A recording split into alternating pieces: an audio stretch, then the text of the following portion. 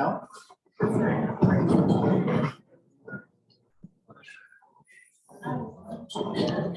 Andre, can you hear me back there? Okay, good. We're going to go ahead and get started. The meeting, we moved it up because there's a lot of information we want to go through. So we probably give people a few minutes to come in. They might be coming in late. Before we get started, I want to have everybody grab the line here and introduce the committee members real quick, starting with David here. David Bird, City Council Ward 1. Hi, I'm Eric. That's me. That's you. That's me. Okay. I'm Eric Wilson. I own and operate a public relations firm in West Des Moines. I'm a Boone High grad, class of '76. I had my first job as a reporter at the Boone News Republican, and still have a sister who lives here in town. But my job, again, is a very limited role to help provide educational information to the public as you make this decision. Linda Williamson, I'm on the city council at large. Good evening, Brenda Dreyer. I work with the Ames Economic Development Commission, and we support the economic development efforts in Boone and the surrounding communities. And tonight, I'll be visiting a little bit with you about the economic impact report that our offices did on this project. And Chris Walker from the Boone County Convention and Visitors Bureau.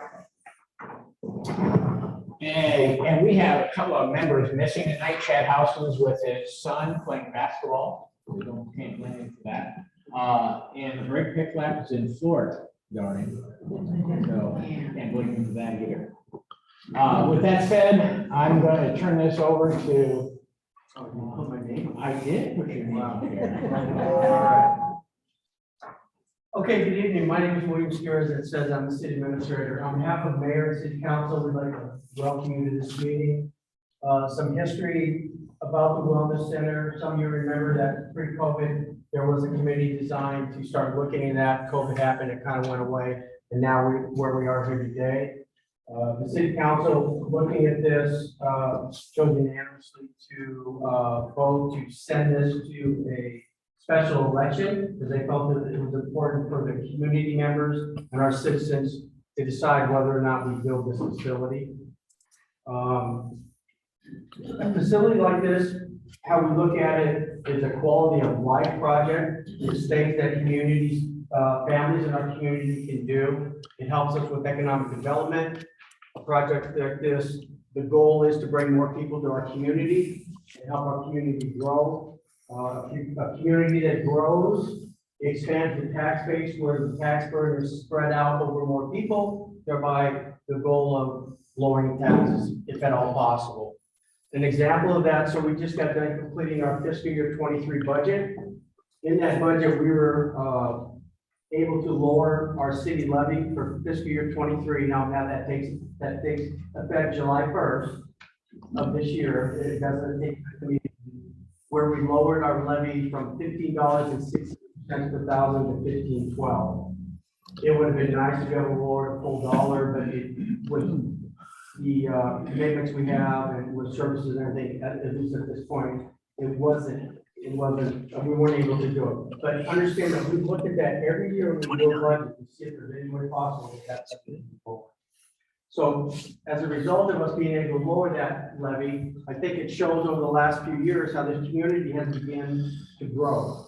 More businesses and homes, and if you drive around, you see some of the homes going up. So we're starting to expand a little bit. A project like this just helps that, and it helps.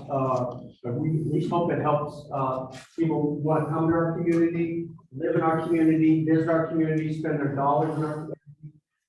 That's one of the goals. So the election date for this is Tuesday, March 1st. It's being held at the Boone County Fairgrounds at the community building. It requires a 60% passage rate. So 60% of the people that vote need to vote for it or to pass. Absentee ballots. Those are, you can request those for this project anytime between right now and February 14th. That's the end of the day. The auditor's office tells us that you can vote for this project prior to the election day You can walk into the auditor's office and ask them you want to vote, and they'll help you, and you can actually vote there, is the information we got from them. The bond amount for this project is not to exceed $10 million. The city, in order to pay for that bond, the city is proposing that we raise our franchise fees for the gas and electric up to 3%. That will be enough to pay this bond. We're planning on tipping this bond to pay for this, which is tax increment financing. The advantage of that is that we capture dollars from the county and the school to help pay for this project. In addition, there are elected officials that are in conversations with other entities and/or businesses to contribute to this project. The more money that the city can fundraise as this project goes forward, the less burden it is on the taxpayers. So we hope to bring in more. And as was announced, I think at the last meeting, there are no apartments in this wellness center. It was discussed before. I can tell you the reason it was discussed before is there are some opportunities to get some state grant dollars at the state level, at the Economic Development Commission. As we got into it, the cost for the apartments, I think, exceeded what we thought that we could afford, one, and two, what we would get in any possible grants from the state. If this goes forward March 1st, it's going to be built at 628 Story Street, that's a default location. One, we own it, and two, the elected, I say we own it, you all own it, the city owns it, but it's being looked at as this could be a really good anchor for downtown. I think if anybody think that our downtown does not need improving, or there's things we can do to improve our downtown, to help our Main Street businesses. We believe this is a project that can do that, and it can be an anchor to start that. I'm done. I've said enough. I'll answer any questions you have through the night. I'll be back there. So you can go up and ask me, but I'll turn it over to Terry. The only thing that I ask is that everybody respect everybody's opinion. Everybody has a different opinion about this project, and we respect that. But if we can, let's treat everybody with respect, and Terry will keep us moving on the agenda. Thank you very much. Thanks, Bill. A couple of housekeeping items. If you've not signed in at the tables, could you please do that before you leave tonight? So we have a record of how many people are here. I know we're Zooming this tonight. There are about 30 people on Zoom right now. So that's good. There's a sign up sheet to receive an email notification. Chris and I are working on a citywide email, trying to get the word out as best we can on all kinds of things, and hopefully other groups will join into that. So if you want to sign up for that email list, it's back here on that table. We have a lot of material to get through tonight. We are dropping all the information that we have. This is what you wanted. We wanted you to be fully informed as we go forward with this. So all the information that we have, you're going to get tonight. It's divided up according by the agenda and the table of contents that you have in that handout that you have in front of you. We want to try to stay on task and stay in that agenda items, okay? We're going to take questions after every section for about 10 minutes. And then at the end, we'll have some more question and answer period time if you didn't get your question answered. Is that okay? All right.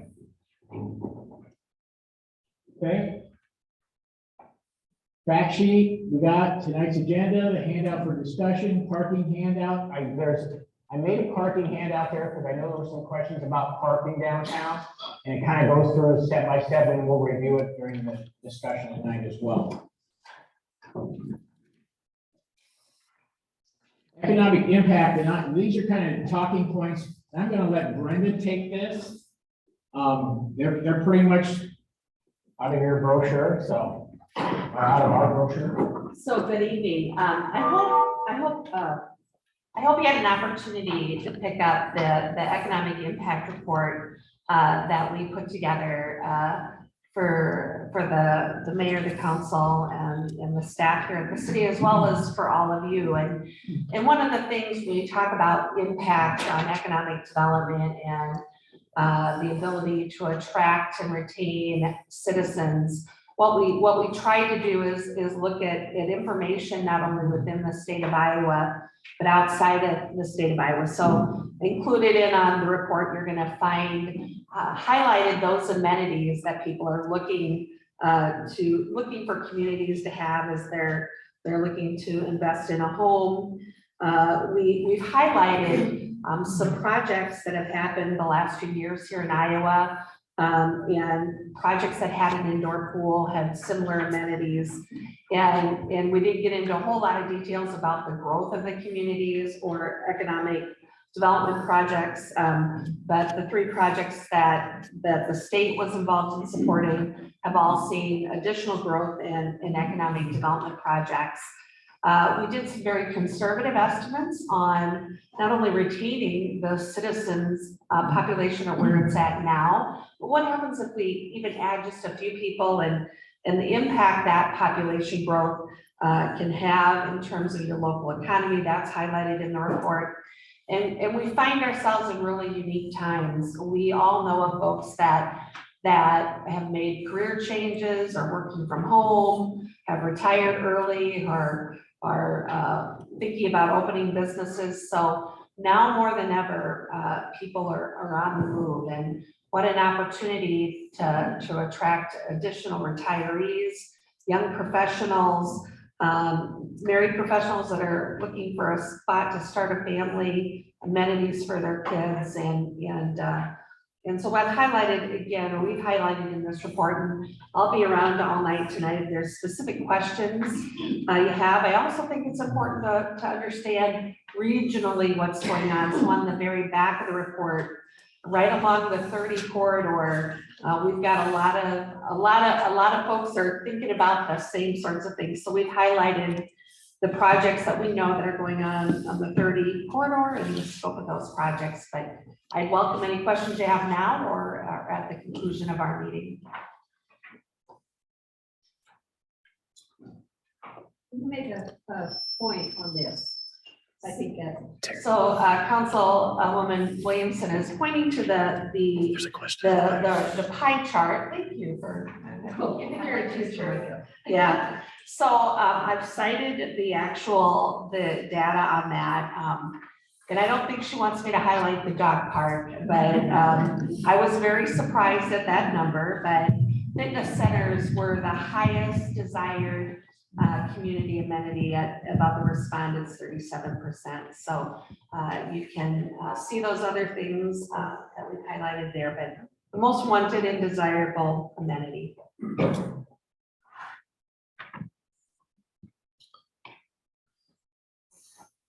I'm just curious on the Council Bluffs, Hampton, and Orange Osage facilities, are they operating in the black for their cities?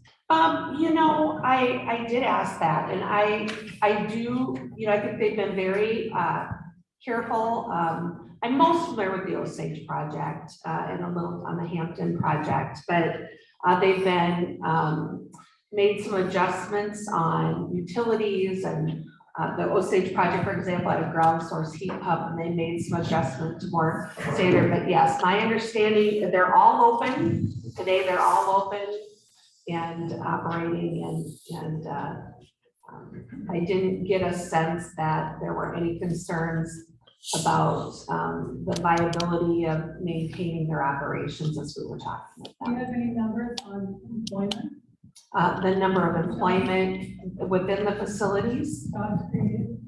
you know, within the facilities, that's certainly stuff that we can highlight and get for you if that would be of interest to the group. You know, there's a handful of full-time opportunities and then quite a few part-time opportunities available in terms of other jobs that are created that are more part-time, but we can pull that for you. Good questions, thank you. Okay. The mayor wanted me to share some information with you. There's been a lot of questions about county participation. The county has voted to not participate in this facility. I think we discussed that last time. But he wanted me to share this information with you. The county actually takes 38% of the local option sales tax money. That money is generated basically within the city limits. Okay, local option sales tax, right? Businesses, that type of thing. That amount is $1.348 million. They put all of that money into the rural fund.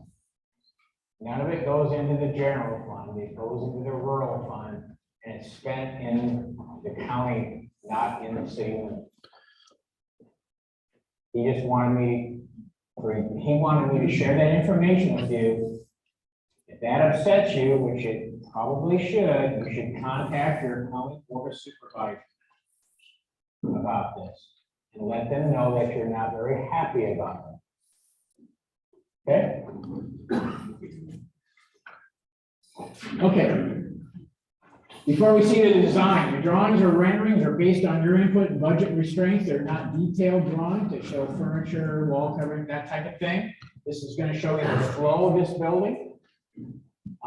Everything that's included in it, the gymnasiums and all that good stuff. When the actual drawings are complete with occupancy ratings, load counts, and all the upper level dimensions may change a little as the design team optimizes the space for its best and most efficient use. Interior design elements will be discussion for a later date, and you guys will be part of that discussion. Okay? So, with that said, here's what you've been waiting for. I'm going to turn it over to DeNovo.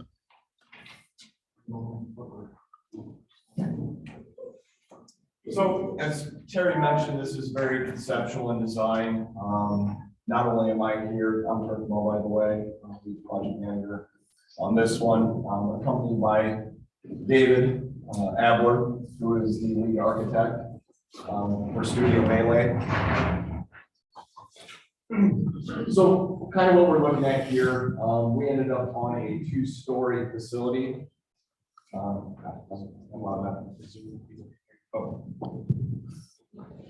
Yeah, as we work with the committee here, and they've done a great job, I think, bringing to the table the community's thoughts and ideas with this design. We ended up on a 2-story facility. We'll walk through that here in a little bit. So what you end up looking at, this is Story Street running along the page left. So that's north and south, and then east and west to the north side is 7th. If you were standing in front of Hollies, that would be your view. As you're looking at this from south into the building, coming north along Story, we've got the retail spaces, the main entry, and then as we look down 7th Street, you're looking at the pool.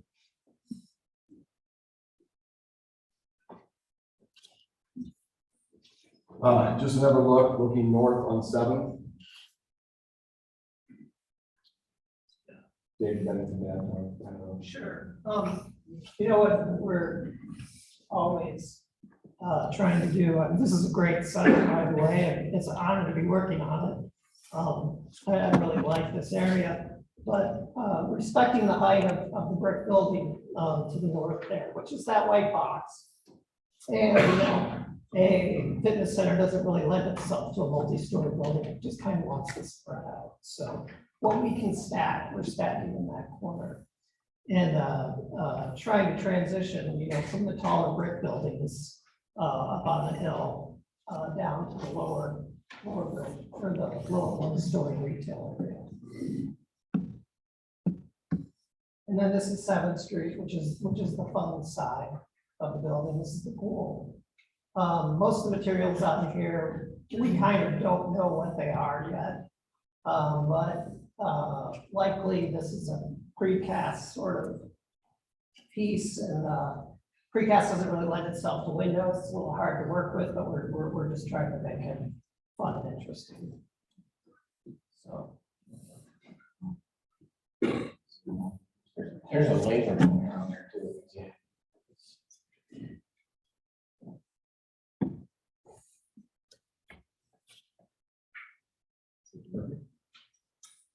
There we go. Yeah, well, All right, so we'll kind of start with the main entry and we'll walk you through kind of the circulation and the function of the facility.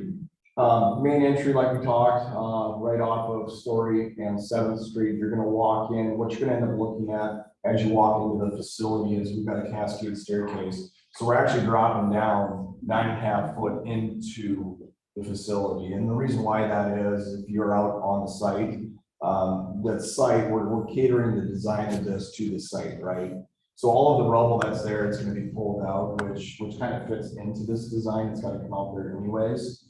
So to accommodate that, we're dropping down into the site essentially. So as you're walking down the Cascade, you've got an elevator to access upstairs or downstairs, which is really nice.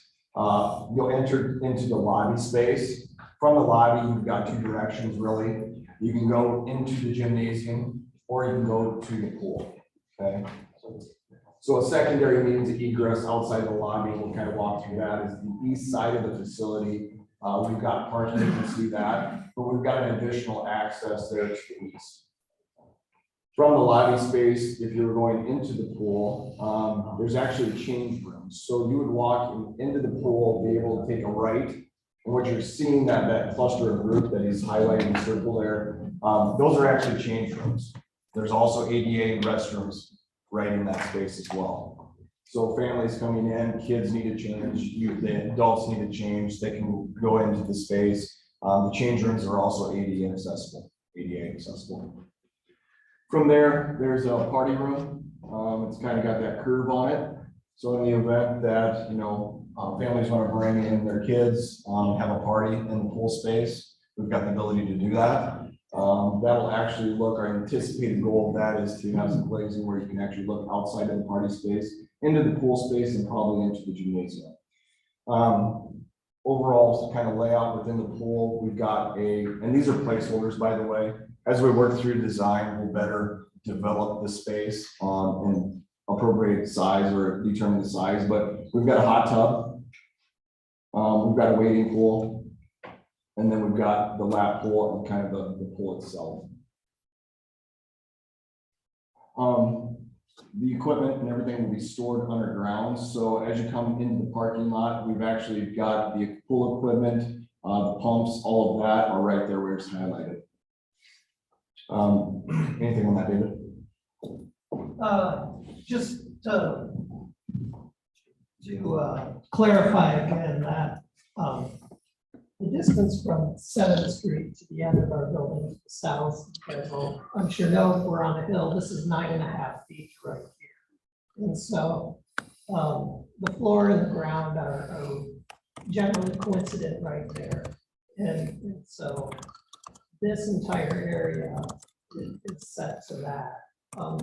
One of the challenges we had was how do you get the accessible spaces serving the building where they're using the same entrance as everybody else. And we've been through a lot of different iterations and we feel like we've got that now. Yeah.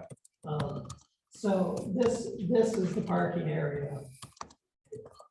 This heavy dotted line is area that is in control of the city or potentially in control. Yeah, Dave kind of mentioned the iterations, and as we worked through the iterations, I think we ended up with 6, and we narrowed it down to this one. So as you walked into the gymnasium, we've got 2 full courts. A part of those courts will have volleyball and then pickleball. Down on the bottom court of the south court there, we're just representing 3 pickleball courts on an overlay.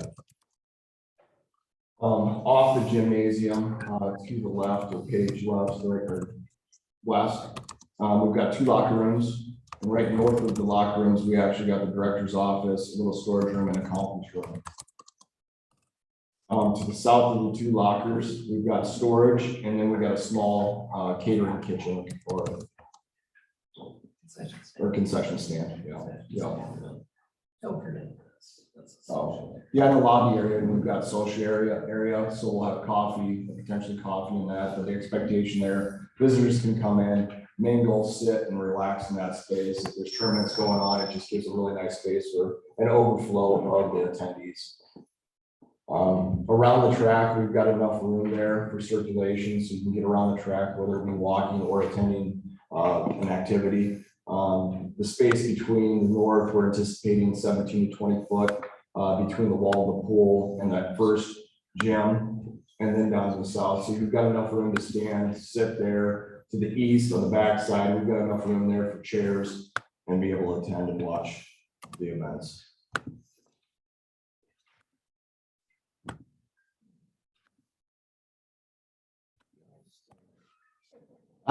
So as far as the tenant side, you'll see that on the left side or west side there. Those are all the lease tenant spaces, so that's all rental. That is true, yep, all of that. Really, that, all of that is leasable. Yep, all of that is lease space. Are there dimensions?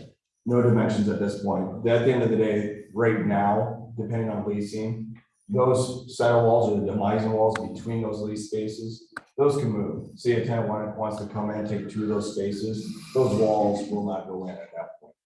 So as we work through design, Terry, the community comes up, hey, we've got a leaser that wants 2 of those spaces, that demising wall will not be built.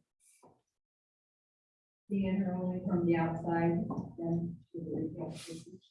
Right, there's no access to the retail spaces from the actual wellness center itself, yes. There, you wanted to check something out. Right, you'd have to exit and go around, yeah. Can we finish here and then we'll take part? Okay, cool. Thank you. We'll move upstairs. So access to the upstairs, we've got 2 staircases, one right inside the lobby space. We've got the elevator that accesses upstairs. So as you're walking up, we've got a nice open space, a fitness area there to the left of the staircase. So that's wide open. That's roughly, say, 22 foot by 50 foot area. It's kind of open for free weights and whatever else can be put in there. Part of that open space along the gym, you're going to be overlooking from the walk track kind of area to the south. So equipment can actually be lined up along the gym side and second floor. So as you're working out, you'd have a plain view of the gymnasium below. It also serves as, if there's a tournament, sporting event, you'd be able to go upstairs and watch the event from upstairs. So it's really nice. It's dual purpose. Yeah, it's also going to be open up to the lobby downstairs. So it's kind of really cool, concept that they put together here. Also upstairs, we've got a closed room. That could be a hot yoga, it could be aerobics, kind of be whatever you want there. Again, that wall, this is just a programming effort. So those walls can move shape wherever they need to accommodate the space when it's determined. We also have a small utility / storage room upstairs. The track itself, to get a mile, you're looking at 12.5 laps, which is kind of standard. And there again upstairs, it'll shift and move through design. So.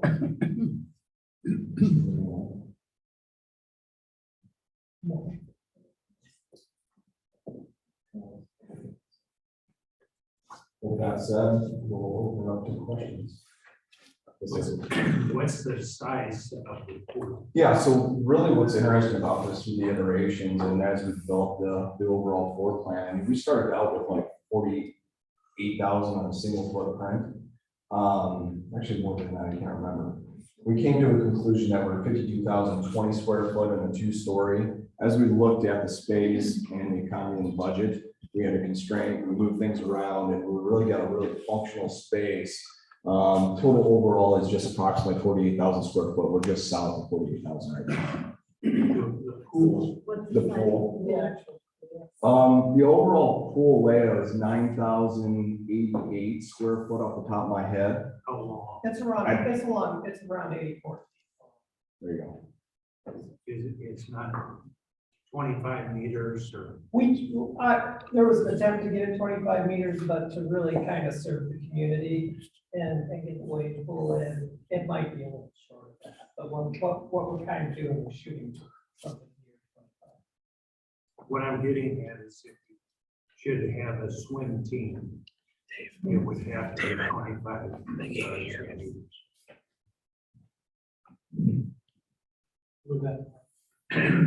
I said if you have a swim team, it would have to be a regulation. And it doesn't seem like it would cost much more to make it the right size rather than to make it an odd size. Yeah, I mean, as we work through the design, that's things that we're gonna take into consideration. Obviously, we've got to remove, the hot tub, kind of resize that and sort of like that, but I mean, if we can get her to fit at 25 years, obviously, it's gonna be a benefit, so. Yes.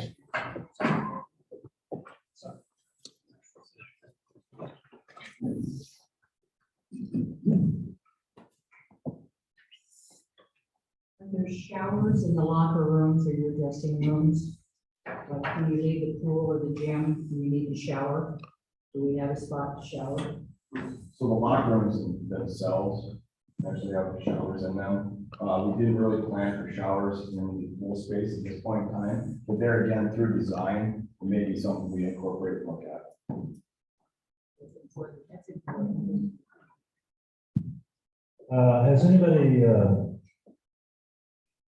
taken stock of the current usage of what's being considered available parking? That's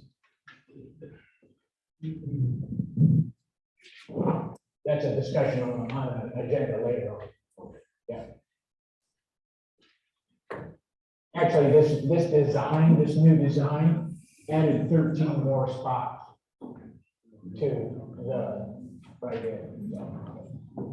That's later on in the agenda. Do we have an estimate of person capacity on the walking track? That is just, we'll determine that through structural design. It'd be nice to have just an estimate. You know, and also, you expect to be able to have significant spectating with space still for people to walk as well. Downstairs or upstairs? Upstairs. Upstairs. So the overhead of, so the west side, obviously, we're stacking above the rooms downstairs. So we're gonna have a lot more capacity, obviously, in that space. The track itself, we'll have, we're gonna have to take a look at the construction standpoint, design it appropriately. So if we do load that thing up, obviously, we'll accommodate the loads.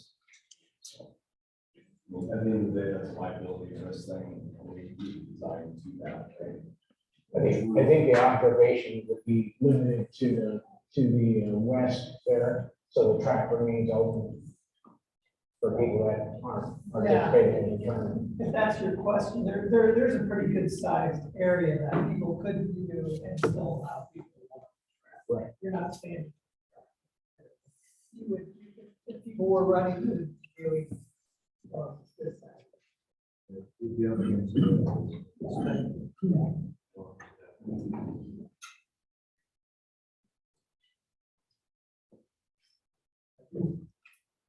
Quick question, how many fit in the social area, the lobby area? Is that like a couple tables or what's the space there? 5 or 6 tables. There's 5 or 6 tables. Yeah, there's 6 tables there. We probably hold 30 people. Comparable to what the white. Actually bigger than the white. Any other questions? I'm gonna go to the next one. Yeah, so this is a rendering of, we pull the roof off the top of it and looking down. I thought you were going on to the next section. We'll Just just wait till the Cascade section's done. Staircase, a little bit of the front desk, the elevator there, yeah. Front desk right here.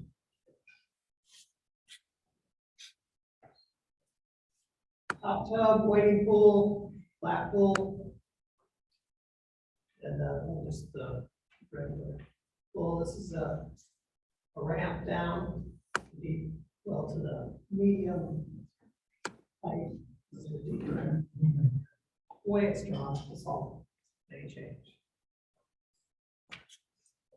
It's only,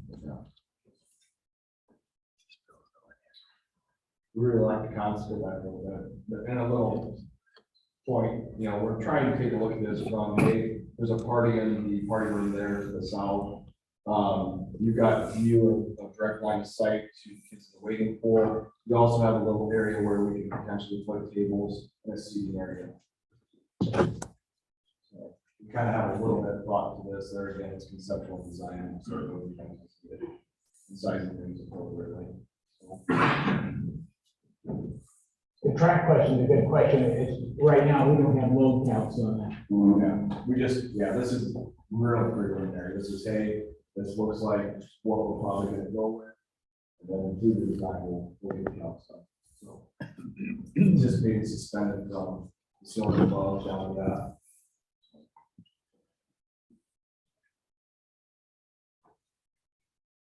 I think that maybe we can do that. It'll be designed to hold people, no matter. Put people up there. Yeah. It gets to how many people do you want to keep if there was Having worked at the old Y, is there gonna be visual spaces from the front desk to the pool and into the gymnasium? Because that was an issue there. We had to go out the door and into the gym or out to the front of the building to look back into the pool. So that you don't have to have as many people supervising. You could use the people over there on staff.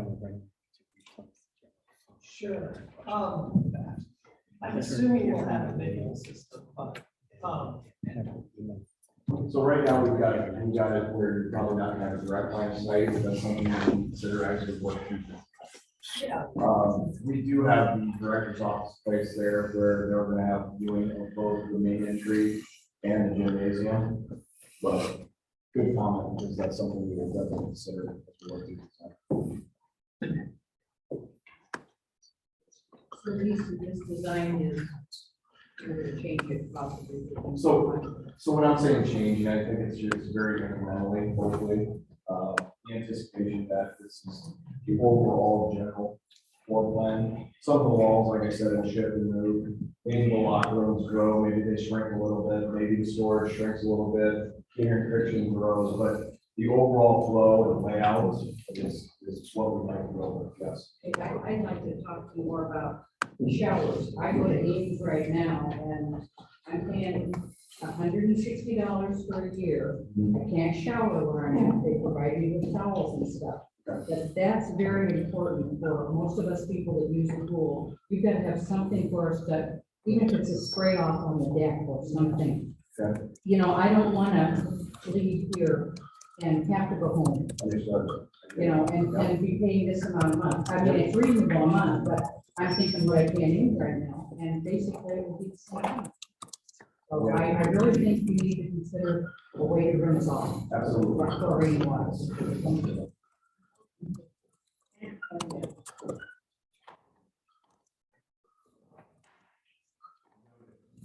Yes. Anything else?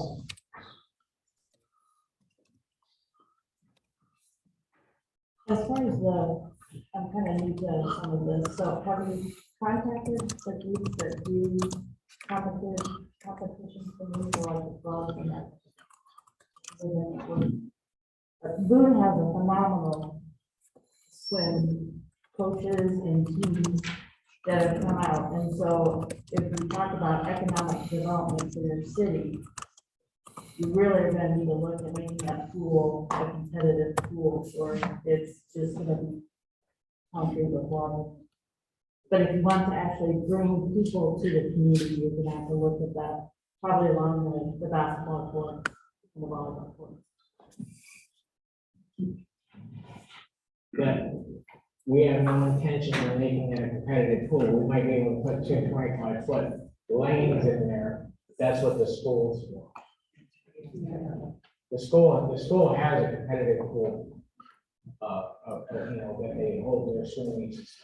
We just haven't considered that here. Well, how many places, like the lady from Ames can maybe answer this, does like, or whatever their name is, do they have a competitive swim team there that goes elsewhere? You know, is this kind of a facility going to be able to support a quote swim team? I'm looking, Dan, you're back there. So you're talking about the outdoor aquatic center in Ames in terms of what they have available outdoor. You know, keep in mind that the swim meet, the lion's share of the swim meets, I assume, take place at the competitive pool at the school. And as they're building the new high school, that will be a school dedicated facility, and it'll be a competitive in nature. I can't answer if tournament is used in the summer months for swimmings. Yeah, I can. I'm Dan Hall, the Ames Chamber of Commerce. That is used in the summer. But that hurts a lot of people in Ames because they shut it down for a Saturday all day long for an outdoor aquatic center for those swim meets. So the Federal Aquatic Center is large enough for competitive swim meets. Now, currently, the city of Ames is looking at doing an indoor aquatic center in downtown Ames.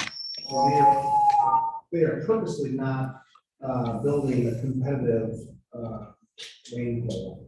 It's for recreation. Frankly, it's for fun. It's for fun and recreation and wellness for people. But it will not be for, it might be for little kids swim meets, but it won't be for middle schoolers or high schoolers because of the new Ames high school. Basically, that's what we're looking at, the wellness center. Right.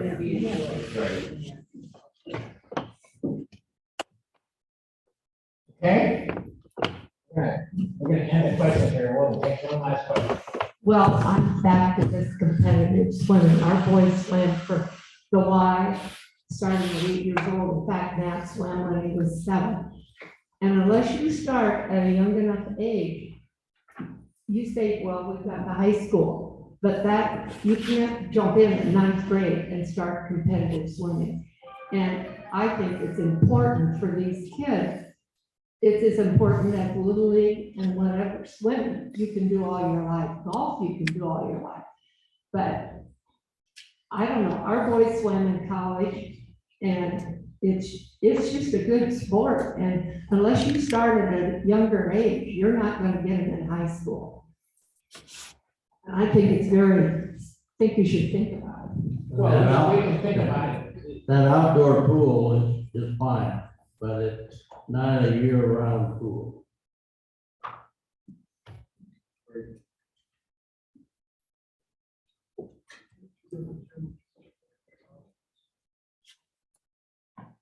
I just wanted to share, that we currently have a winter swim team. We've got 90-some kids that are currently enrolled in the winter swim team that swims at the high school, starting at age 6. So six and up. That started 2.5 years ago when the Y closed. So a lot of folks may not know about it, but we've got about 90 kids swimming in that. They swim following the high school practice 3 nights a week at the high school pool.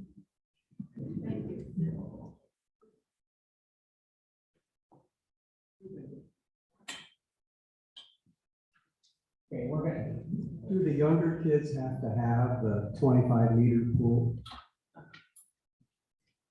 I can't answer that. I don't know.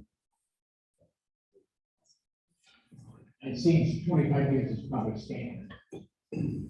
I would just piggyback, just so everybody knows on what Dave said about the youth sports experience, how I help out doing a basketball club, 220 kids, grades 1st through 6th, that are participating over the last several years. The Boone schools help out tremendously with that, how their participation, we would obviously not be able to have a facility to have a league in, but I think the city, the league, community would be able to work with this, but I don't see this, and maybe I'm wrong, I don't see this as replacing any leagues necessarily. I would expect this to just be more of a partnership than just one more facility that would be able to. Okay. Yeah, you guys, I'll stick around if there's some questions that you'd like to, ask me later. I will respectfully help up as I can. So thank you. Okay, we're gonna go to your handouts now. The page 1 of your handout was the community takeaways. From all community meetings that we held, these were the takeaways that we have. And you can see in the red are the ones that we did not fulfill. The rest of them we did. The public restrooms was an issue. If you know, the public restrooms become a security issue, a cleaning issue, and a staff issue. And they're expensive.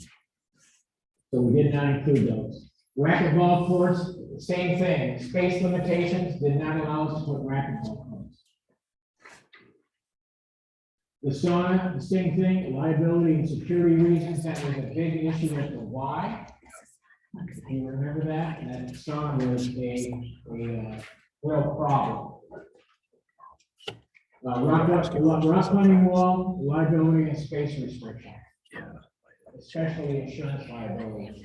The way this building sits right now, when we get into financials, you'll see it's about $30,000 a year to insure. Okay. Gymnastics equipment, that, the mats, maybe we can do that if we have enough storage. After they get done tweaking the design, that's always a possible. That's a soft cost, so that's not part of the bond issue anyways. Delivery corridor, that again was space, and that becomes a very expensive space, square foot space. So we did not do that. We'll have to access off the front of the, off of Story Street, like most of the businesses downtown do have. Other than that, all these other requests, we are incorporated into this design. Doesn't mean that we can't incorporate a couple other ones, but for now, this is what you guys wanted, and we put in as much as we could afford. Any questions on that? Fee structure. And this is pretty hard to see, that's why I have the handouts there for you. And they were online too, so I hope you had a chance to review those. The fee structures, we try to keep them very competitive and low enough that everyone can utilize this facility. They are comparable to what the Y was, or in most cases, a little bit cheaper than what the Y was. We don't have that structure to pay for, overhead structure to pay for like the Y did. So if you have any questions or concerns, down at the bottom is the low income that we are considering, and that will be done through grants and endowments. And that will be after we get up and running, we'll check into that. Somebody asked about silver sneakers, and I'm checking into that now. I'm on the government website, checking into how we make that happen. Okay, so that's part of the plan. Any concerns with that fee structure? Okay. Promise we won't up it without telling us. Yeah. Hours of operation.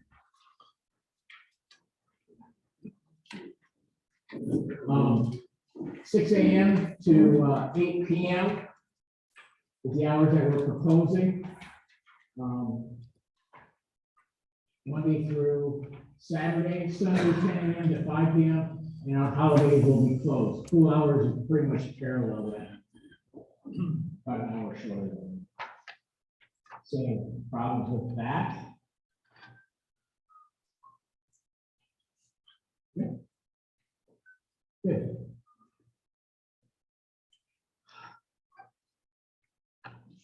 To put in day watch, that was a question that everybody answered. I can't make the numbers work with providing daycare or day watch. It's way too expensive. For what was being utilized, there's approximately 25 people that were using that. Most of them staff. And we can't justify, even on a part-time basis, $185,000 a year to operate it. Full-time, it's a little over $250,000. Just to operate the plan.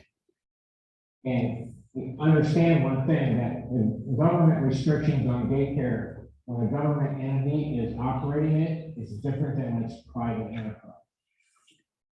We're bound by different regulations. We'll get to that. Revenue and operations costs. This is the big one. This is the one you guys have been waiting for, you wanted to see. I took these numbers. The YMCA, when they closed, their numbers were 960 units. Now, a unit, it can be a single, a family, a couple. It's a unit. That's what they categorize it in. Okay? So that number could represent anywhere from 4,000 to 5,000 or less. Could be 2,000, depending on that unit. Okay, membership fees, resident. You can see what we plugged in. When they close, we are operating at a, what is it? 730 and 125 and 825 or 855 units total.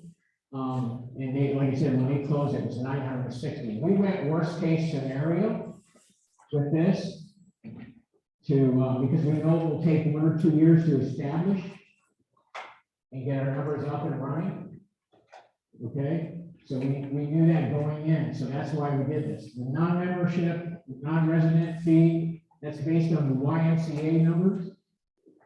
So you can see that we're at a total of, what it said, 855. Yeah, 55. Average unit cost for members is $52.10. Okay. Any questions on that? Based on the fee structure. Again, this was based on the Y numbers, and we reduced it by about 30% so that we were conservative in those numbers going forward. That's additional revenue generated by gym rentals, swimming lessons, pool rentals, that type of thing, tournament rentals, based on what some of the stuff that the Y was doing. And I think that totals, if I can't see it, you can't see it, $50,950. Total revenue, $683,650 per year. And all that information you should have in front of you.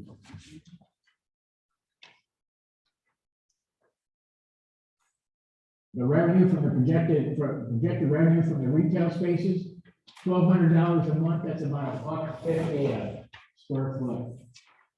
What is it in Des Moines? $14 a square foot. We are not Des Moines. We want those spaces rented. What's the average cost of a retail space in downtown Boone? I couldn't tell you that. I don't know what the rent is going for. It isn't this high, I can tell you that. It isn't this high? It is not this Not that high. high. We can always make an adjustment if they don't rent. There's backup money in there, so we can do that. But this is a brand spanking space as well. Shouldn't have too many issues. $1,200 pretty reasonable for the whole space.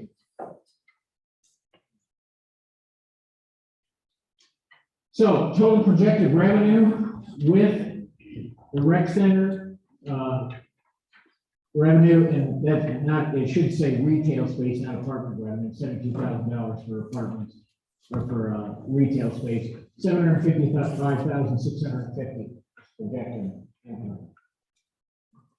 Okay. Terry, there's a question on Zoom that asked about, of the 852 units from the Y, how many of those were subsidized? That I can't tell you. I don't have that information. I had the numbers, but I don't know how many were subsidized. Linda, do you have any? She said 20 to 25%.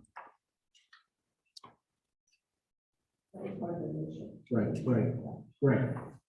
And I think we plan to continue that.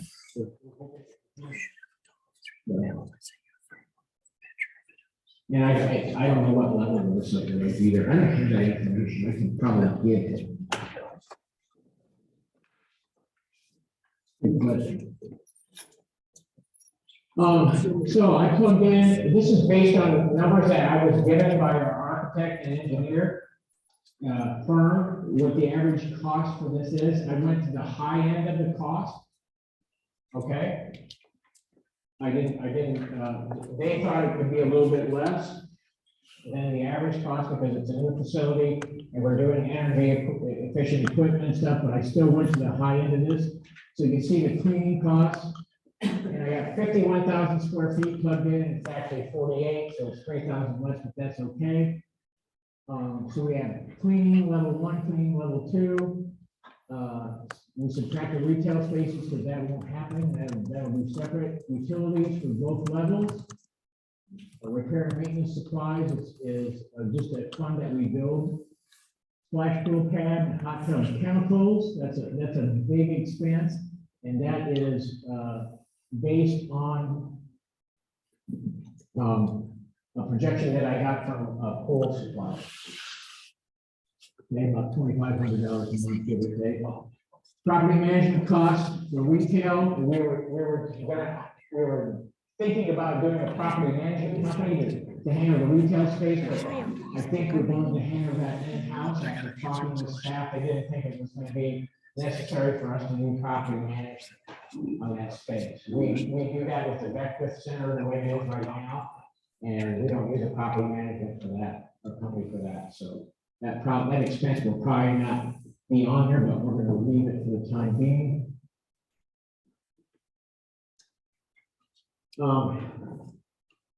And the added insurance coverage is $30,000.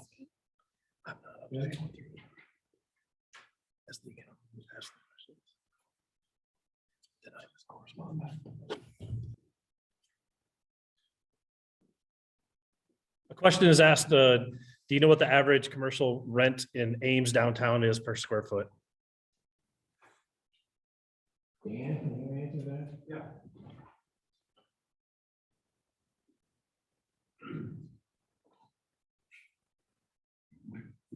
You'll find a wide range because of the wide range of properties there, and the properties are quite old. It started as low as probably $7 a square foot, and that's rare, up to about $18 a square foot per year.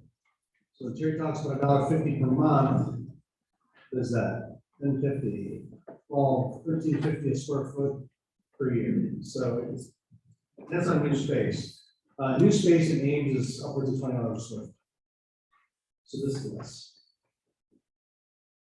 And a lot of it depends on what kind of finishes are in the building too. I would presume you're gonna do $1.50 a square foot, or $13.50 per square foot per year, based upon a vanilla box, right? And the tenant will really finish out the building. Right? Yeah. Okay. You'll notice the biggest majority of the cost is the total. There goes $350,000, $344,000. Taking that all into consideration, we also have a backup contingency in there plugged in, which means of 160. Well, we have $163,000 above what our estimated revenue is, above our estimated cost. And we know we will eat that up in the first couple of years until we get our numbers up. But that's equivalent to, I think, like 100 units. 150 units. So we do have a backup plan. We're realistic about this. We know that right out of the chute, it's not going to generate that kind of revenue. So it takes some time.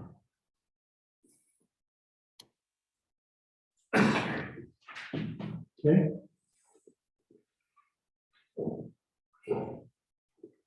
Questions about finances?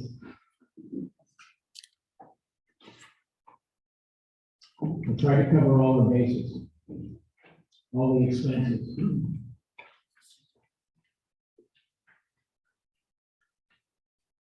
The covered expenses, that's kind of, I won't spend a lot of your time going over that, but that's kind of an itemized list of what those covered expenses entail and detail. So you know what we're spending that money on and what it entails. We're trying to be pretty comprehensive. I know it took us some time to develop this. Part of this was developed during the initial planning of this pre-COVID, when we had the wellness committee together. A lot of this information was taken from that and just updated with inflation and 2 years of inflation and cost of living.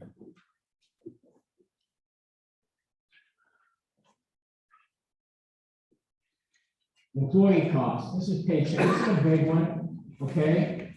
And this is kind of tell you what we're thinking along the lines of employees. We're gonna have 2 full-time salaried employees, a facility director and an assistant director, and he or she, whatever that case may be. Starting out, and then we have 1, 2, 3, 4, 5, 6, 7, 8 part-time employees. 7 part-time that staff that will be out in, like lifeguards and that type of thing that will be out, and then 1 part-time maintenance staff. If we didn't want to burden staff with this.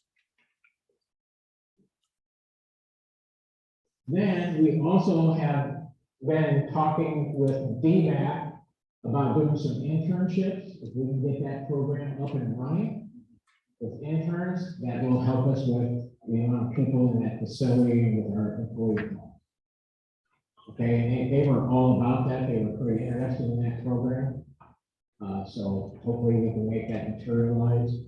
And the EDGE program too, for the high school. And we could possibly even pay them minimum wage type situation if we need to. The money is there.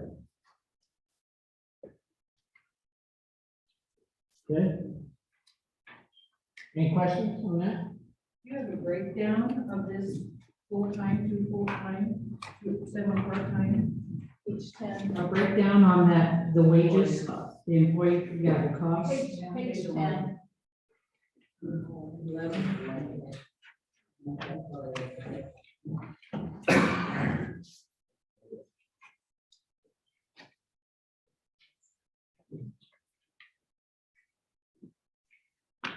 This page pretty much breaks that down.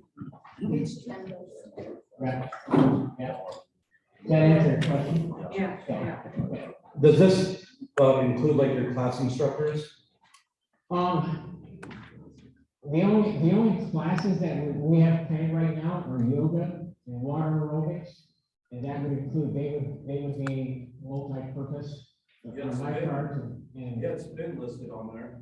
Huh? Yeah, it's been listed on there. Yeah, and but that's not on there. We don't have spare classes.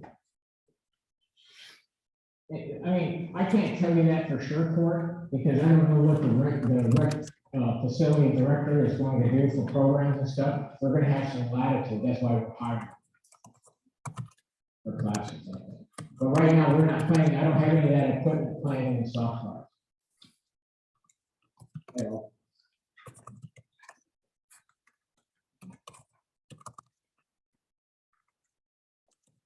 Any other questions?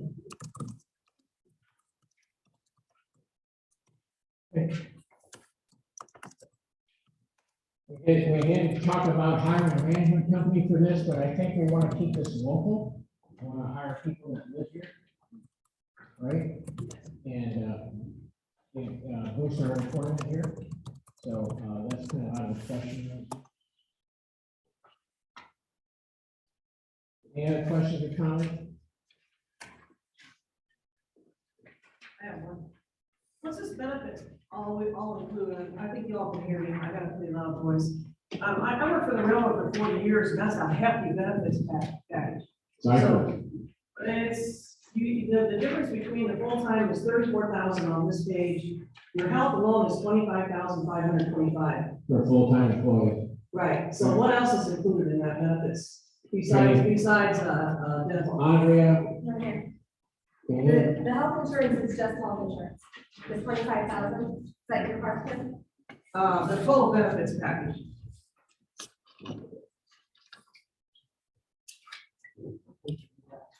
Right here, page one at the top. Are we talking vacation, personal days? I mean, what are we talking here? Talking about that number right there.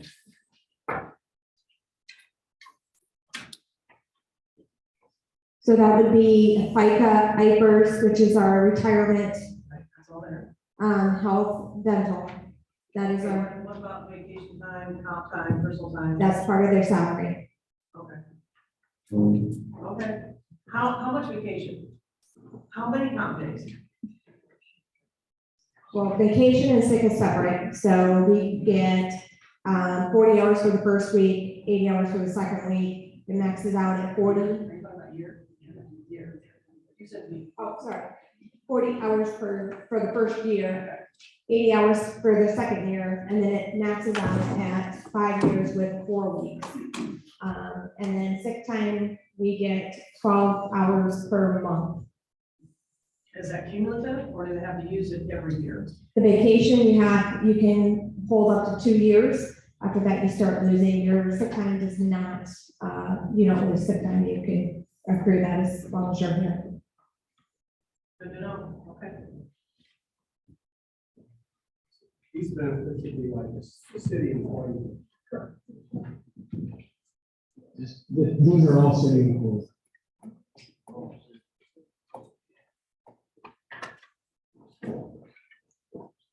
Any other questions? Anyone on Zoom, Justin?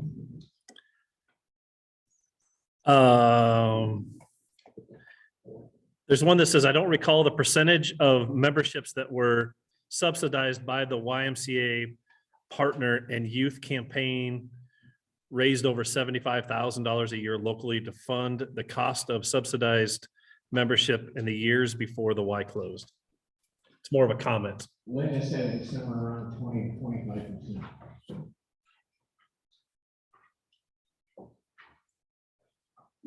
Okay. I think Bill went over the cost of a franchise fee, but this is that spreadsheet that we talked about last time. Okay? This is that spreadsheet. So you can look up what your utility bill is and go across there and you can tell, it will tell you what your monthly increase will be.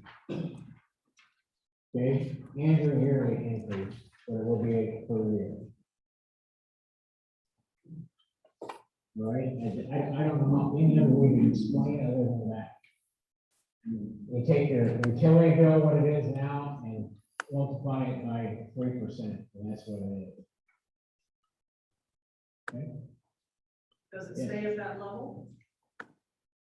What do you mean, stay?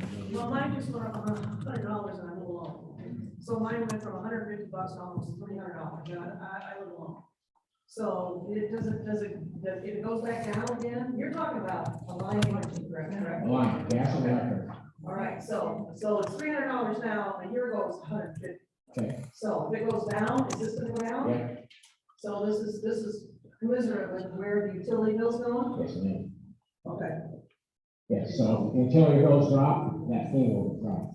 It's 3% of your total bill. And this is proposed for only 15 years, this with the utility Yes. company? Hopefully less, but we can pay down that bond faster. Okay, So the minute that bond's paid down, then it goes away. it goes away. I'm right, Bill? Right? Yeah. When the bond is paid.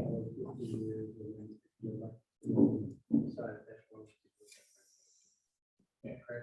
Right, so with the franchise fee, we have to, when that passes, we have to pass a purpose statement. And that purpose statement is, tells us what we can spend that money on.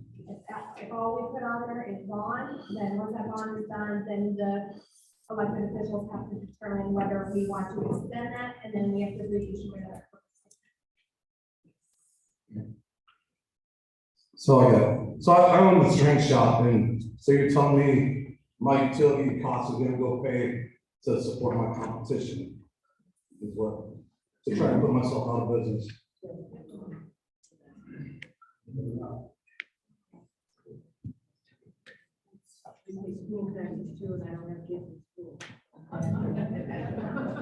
We all get to pay. I thought at one of the meetings that they said that you wouldn't be competing with Anytime Fitness or with like the spring shop. I mean, I thought we weren't gonna have that kind of equipment, that. We're not free weights. We're gonna have some novice equipment there, okay?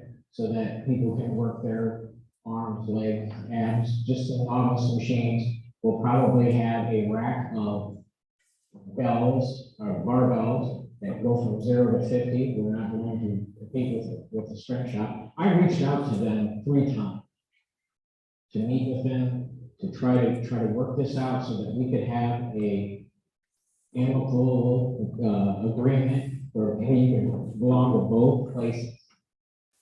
And that's all I can do. So did I not court? Yep, I never told you that. Your wife just did, I'm sorry. She just told me that. So. Talk to Jen, I'll be glad to sit down and talk with you. Absolutely, it was never our intent to put them out of business at all. We backed off of all that weight equipment and just went with towing equipment and that type of stuff for older people. This is not a strength shop. This is not it just isn't.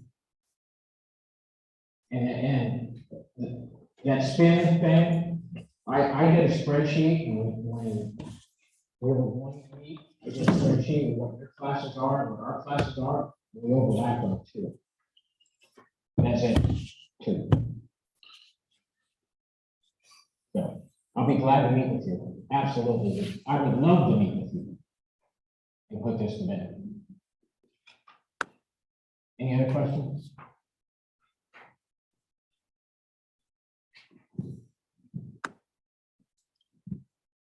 Okay, that was a tough one. I thought there'd be more questions. There's a question on Zoom of how is the interest rate on the bonds affected if rates increase between now and based upon the national, between now and then based upon the national economy? I have to defer to Andre or Bill on that one. Obviously, if interest rates go up, that would affect the payments, just like any other loan you get, whether it's a house or a car, they would go up. A lot of it is dependent on our bond rating, on how and Andre can answer that, how they look at us as far as, whether we're a good client, issue those bonds for them, that they buy those bonds. Whether A1 rating, which is good, you can add whatever else you want to. So we are not gonna have a variable rating, so whatever we sell those bonds at is what it's gonna be. We are at A1 rating, so we have a very good rating in the bonding market right now. With that being said, the markets fluctuate, and by the time we go out, should be still fairly good. If we were looking at a year from now, I couldn't guarantee that. But I believe we estimated those at about a little over 2%, our bond payments. So I'm always very conservative. I really think the $875,000 bond payment that we're going off of is hopefully high, and that we can come back and say that it's not going to be as much. But I always want to be on the conservative side.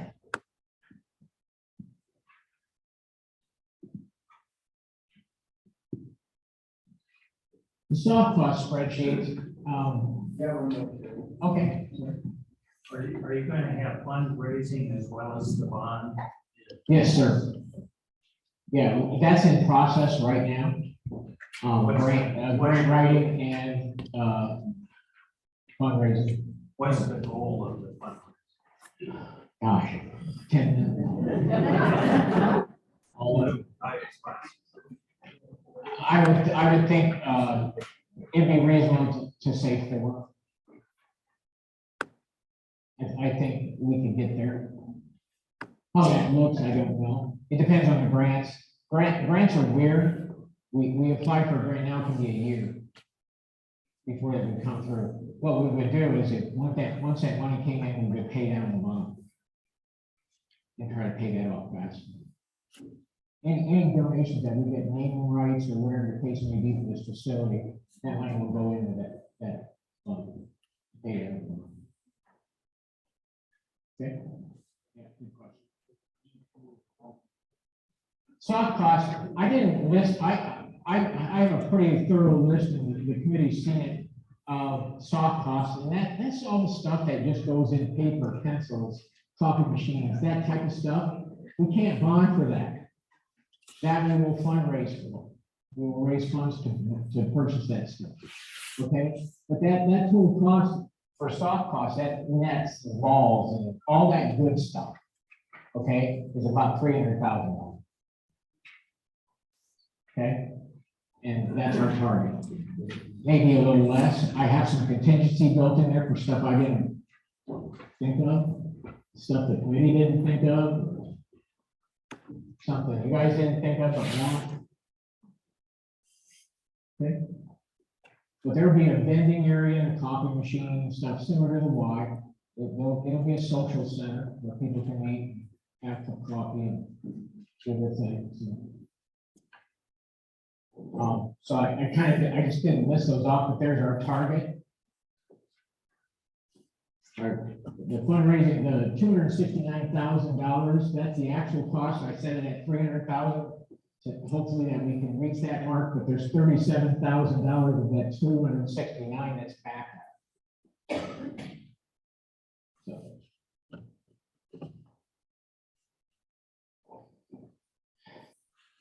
Understand, when we were talking about this in the committee, when we were making these decisions, we didn't sugarcoat any of this. We took worst case scenario. We wanted to be realistic about this going in. And hopefully we can hit those target numbers. I'm hoping we can. But we were realistic. Everything's up on the high end of this. Okay, so anything below that, then our expenses go down. It's a good thing. Carrie, is the time that your doors open and close, is that pretty standard? Yeah, I think the Y was open a little bit earlier. You might have opened at 5, I think. And we can talk about that. I mean, we can adjust those hours. It's a matter of sitting down and scheduling. If we have to put on another part-time employee, it depends on what happens with Edge and with Dean. And maybe we can expand those hours a little bit. But 6 in the morning to 8 at night, we thought that was a pretty good time frame. Again, I mean, we're open to suggestions. We can certainly look at that. There's always going to be a few things that people don't like. Right. But I'll tell you this, it's, my age is probably not that big a deal, but this is really about the future of Boone. And so, don't let a little burr under your saddle turn you against this project, because it's really important to the future of Boone.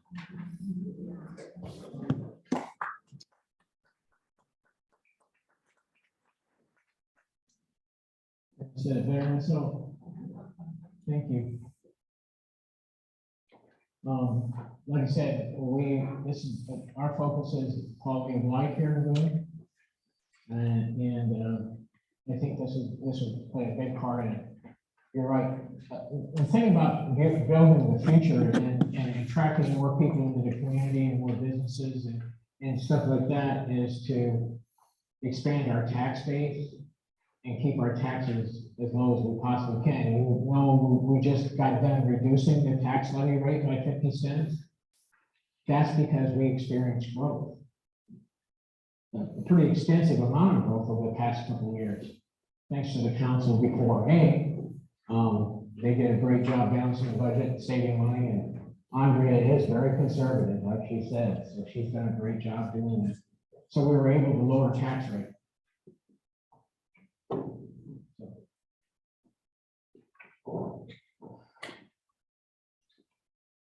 Proposed timeline for construction. Here's the kicker here. One of the reasons why we struggled with the budget, I spent a lot of time with Kurt and Dave the last few days via Zoom, trying to figure this all out. What happened since we started this 9 months ago with de novo, costs have gone up, construction costs have gone up about 15%. It took a big bite out of us. So we had to kind of take a step back and revamp. We can only afford what we can afford, right?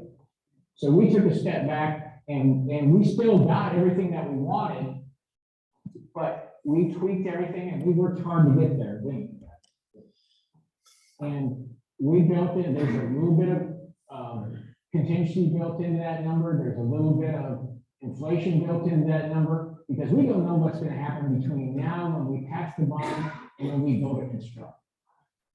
That's a year off. Best case scenario. So we don't know what's going to happen. Costs would go back down. That would be fantastic.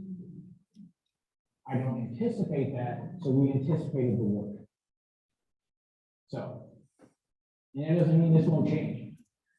It might. But we will come to you with that. Okay. So the proposed timeline. Best case scenario, project completed by 12/1/24. So that seems like a long ways off, but it's not. How long is the wide been closed? That's 19. Right. December of 19 it closed.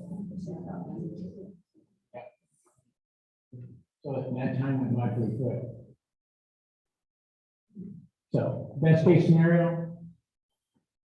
If we don't make that, it's those two guys sitting right in front. No pressure. Right? Parking. I had a few handouts over there about parking. That question came up. And if you have that handout, you can see the Google Earth shots that I took of the available parking spots in downtown around this facility, all within a half a block of the facility. Our proposal is to put plenty of handicapped in there. On the original drawings there, they show the drop-off point there on 7th Street. There'll be a drop-off where you pull in and drop people off, then go to the facility, then people will go park. Okay, we went to a lot of a lot of, well, it's painful time. We went to a great extent to make sure that this was ADA compatible and user-friendly for our older citizens. I'm one of those. Okay, so we did that. There's plenty of parking downtown. You can see about 120 spots, and I think that's different than what's on your sheet because we added those 13, 14 spots after this was done. So, and then there's also the backup plan. If we have a parking problem down there, that's a good problem for us to have. I mean, we got a lot of people using that facility, and that's good. So that gives us some expansion stuff. Family video, Greg, I know, has reached out to them to see if we could rent that spot if we needed to. Where Papa Murphy's was and video store, and that's another 40 spots. So that would be a good overflow. Okay.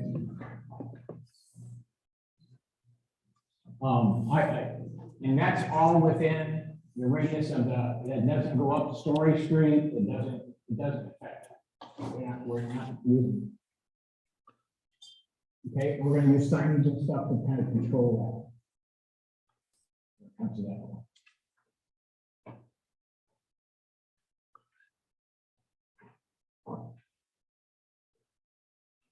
Here's those spots I was talking about. That's the existing building. Looks much better now. There's the spots across the street. That's a city parking lot on 7th Street, 7th and Allen. That's the parking lot. That's a city parking lot that sits next to Dunkin'. One. That's the parking lot around Fort K, down below there. Okay, and there's quite a few spots there, particular spots, all city owned.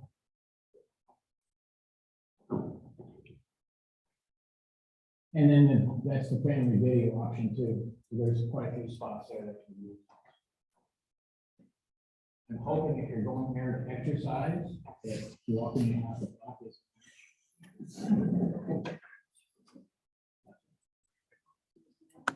Okay. Okay, now you can ask anything you want.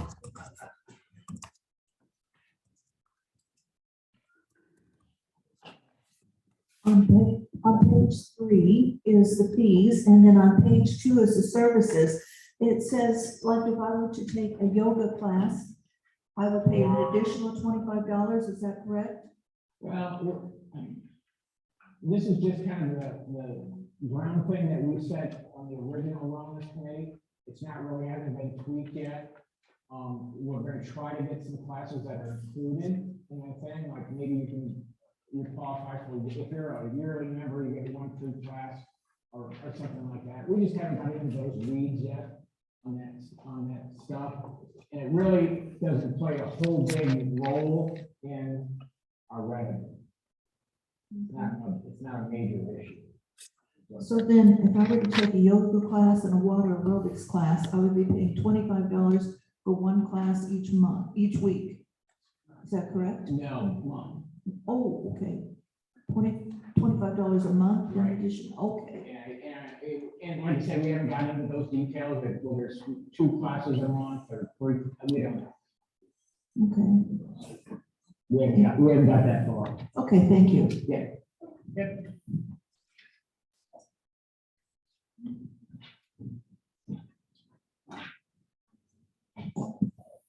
If I could, I'd like to make a couple comments here. I'm Tony Mack, physical therapist at the hospital, and we had our physical therapy department at the Y from 1993 to 2008.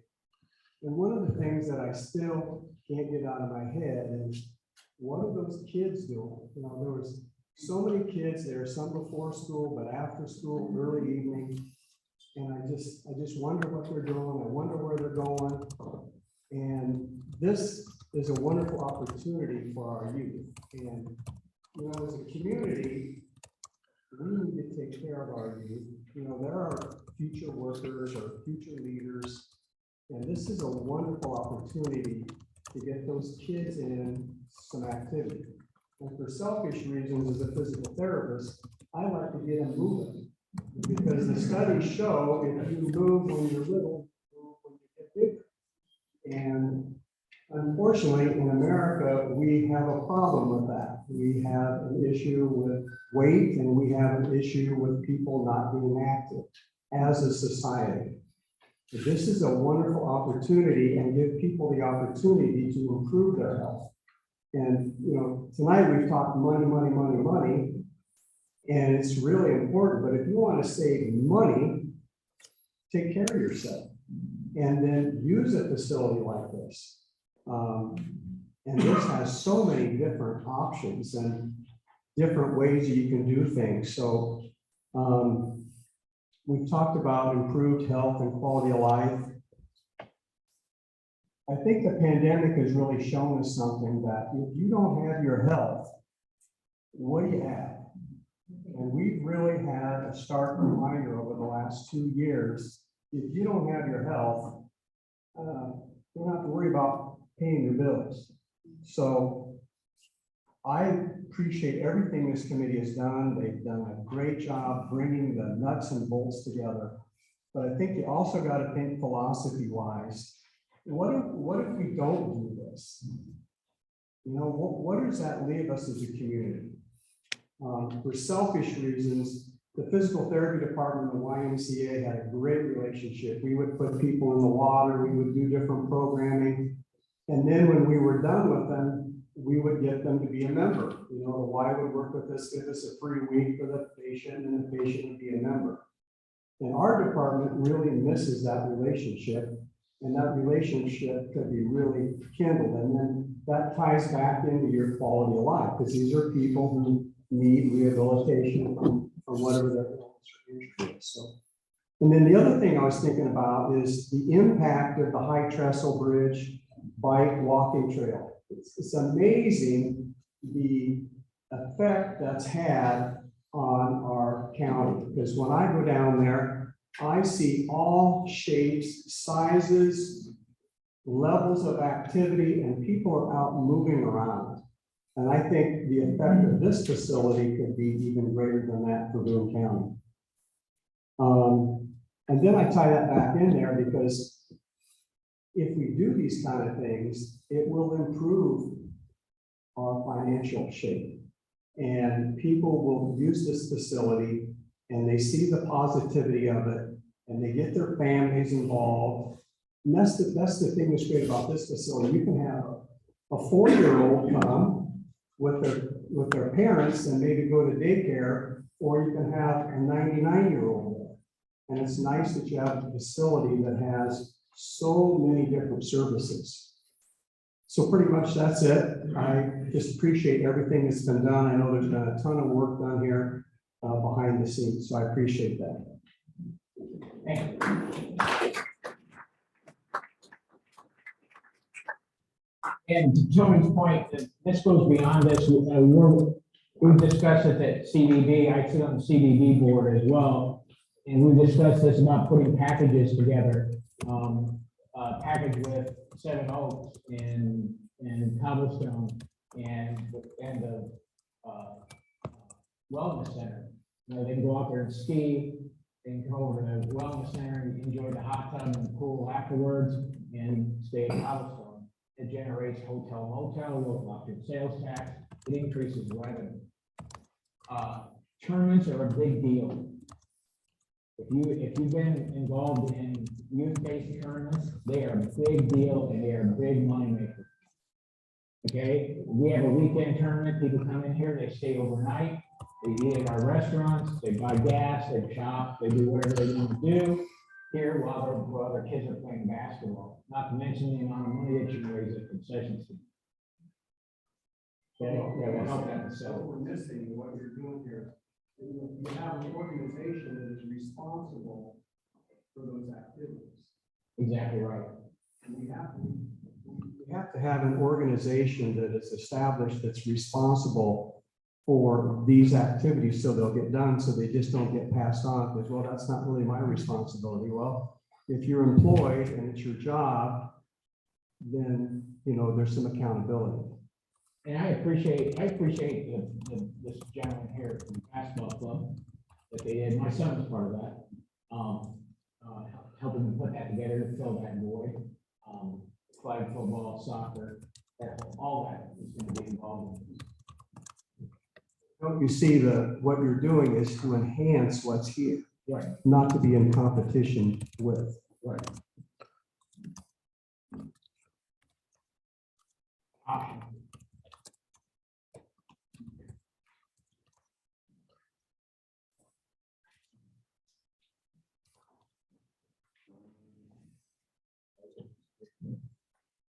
Since there's just about a little bit over a month before the vote, are there going to be yes signs so we can put them in our yards to let people know that there are people supporting this and we want them to do the same? Mr. Picklap is enjoying Florida right now, but when he gets back, it's going to be all hands on deck.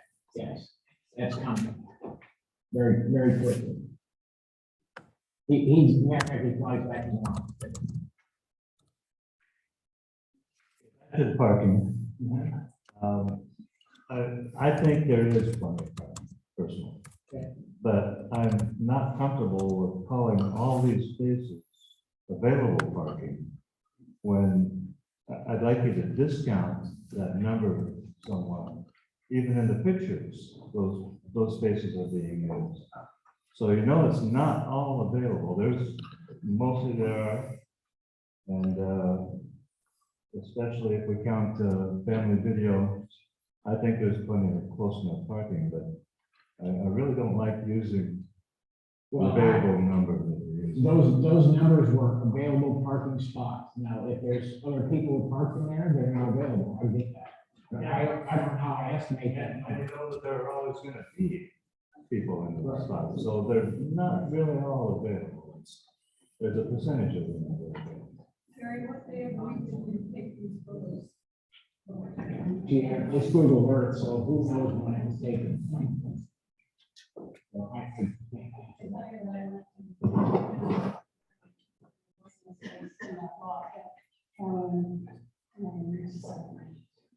Not one space.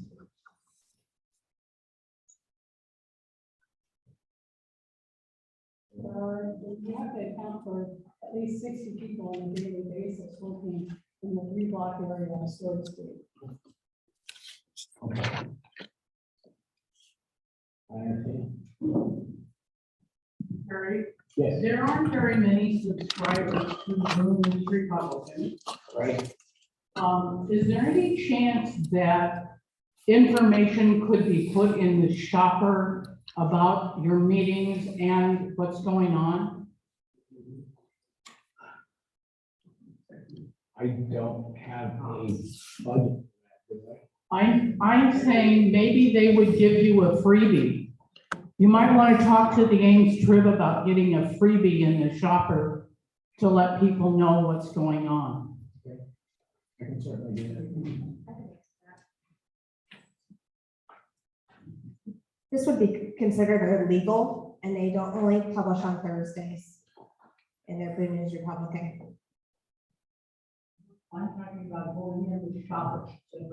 Right, but this would be considered a legal notice, and they would not allow us to do that.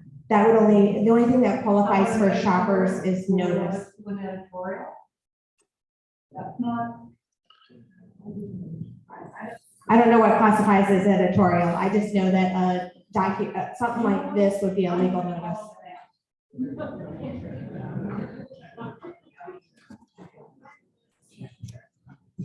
There again, even though there isn't that many, there aren't that many people who take the Boone News, why not a nicely worded article in the news? And maybe, you know, between now and March 1st, several nicely written articles. Also personal letters from people like Tony and what Jim said, those would be nice letters people read in town.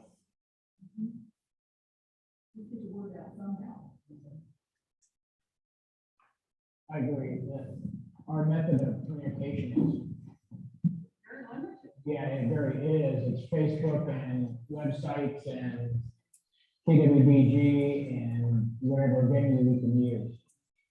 And we pretty much exhaust all those venues. Andre has been posting on the website, on the Facebook page.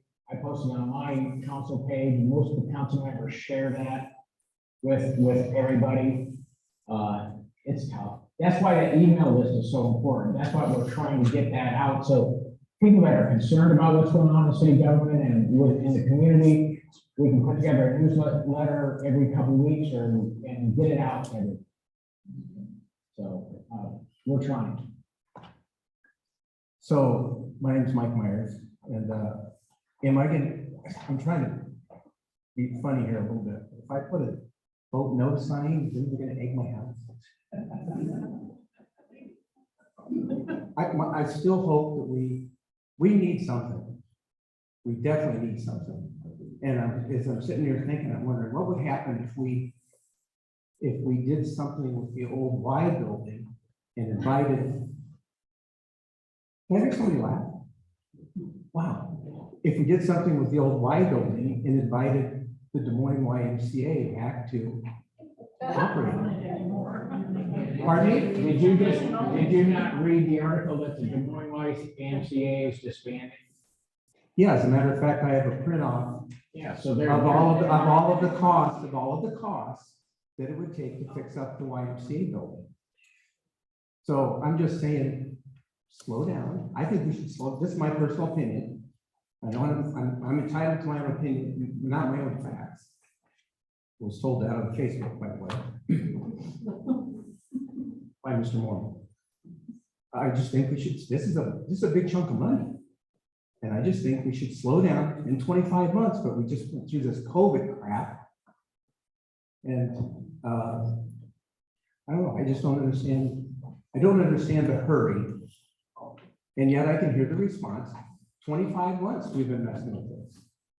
Well, what's another 6 months? This could be the neatest thing to bring this community together. And I really feel like it's kind of sort of dividing us a little bit. That's just my personal opinion. But we need something. We really do need something.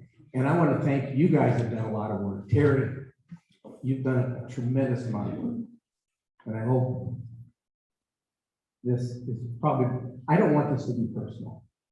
I don't. I love this town. I love Boone. I moved from way out east, Ames, Iowa. And I love people, why would you move to Boone? I love this community. There's nothing like Boone. So anyway, and to insinuate that because I might not be behind this, that I don't like this town, that's just not even nice. That's kind of a form of manipulation, I think, or shame. And I'm not ashamed to be a part of Boone. I have to know if you have been in my building before. Yes. Did you ever talk to our janitor this year every morning? He was going to come in and find a flooded lower level because wells on the pool were that big. The way that they built that pool, you can't get in. So that there's no way, I'm living in a house that's 121 years old. And it's still doing well. And the same, and to say, but the comment was made, throw some paint on a 75-year-old building, and what do you have? We need something attractive in this town. I don't want to sound too goofy, but I think we have a very attractive community. I really do. This is a neat town. And I'm proud to be a Booner. And I don't think it's true that Ames is going to get a zoo by putting a fence around Boone. That's an old joke, but that's probably shouldn't throw that in there. Anyway, love you guys. Just make sure you vote, whatever it happens to be, just make sure you vote. So to provide a little content on a deliverable that's coming up. So one thing we did not mention, on the 27th, we will have 3D renderings. So there'll be an actual fly-through of this facility. So it'll be kind of like an interactive session. You'll be able to hopefully access that via Facebook or every social media outlet. If you didn't hear me, so the 27th, there will be 3D rendering posted where you can actually hit a point, you can walk through the building, see for what it is, kind of the space, and get a feel of it firsthand. Yep, that's 2nd week of February. Yeah. Yep. Yeah, it is the 27th today. I'd be happy with that. Yeah. Your company's website. Yeah, the rendering will be on, or that fly-through will be on the city website, city Facebook, and put it on the city page. I can put a link there. Yeah, and I'll put a link on my council page, and I'm sure the other council members will do the same. We'll get it linked up so everybody can get on it. So you'll be able to walk through the building right now. If you ever seen them, they're pretty cool. They haven't started. I got to walk through part of it. Any other questions? Comment? I didn't have a question, I had a comment. Okay. I thought the city took care of that at the very beginning of looking at the old line, and it wasn't reasonable to be fixed up. And That's when we started this project. I can give you, Where was that gentleman over there at that time? Not involved like it should have been. I can explain, I can go through that journey if you want to, what we did. I know all about it. That's why I'm speaking up now. Yeah. The thing about the old Y, I have to answer this. The thing about the old Y, if you were ever in there, you realize that there was 2 basements in that facility, right? They weren't connected. Right? There was a basement where the weight room and stuff was, and the big yoga room. And then you had to go upstairs and back over and back down to get to the locker rooms and the other classroom areas downstairs. That was an ADA problem for us. There was no way to put 1 elevator in there. We would have had to put 2. The controls were shot. I worked maintenance in there for a year. The HVAC system was shot. Everything was shot. HVAC alone in that building was almost $2 million. Just for the HVAC, heating and cooling. So it wasn't a viable alternative for us because it's still a 70-year-old building. And to Mike's point, yeah, a 112-year-old house is not a 70-year-old building. How old is this building? No, I get it. No, how old is this building? I can't tell you.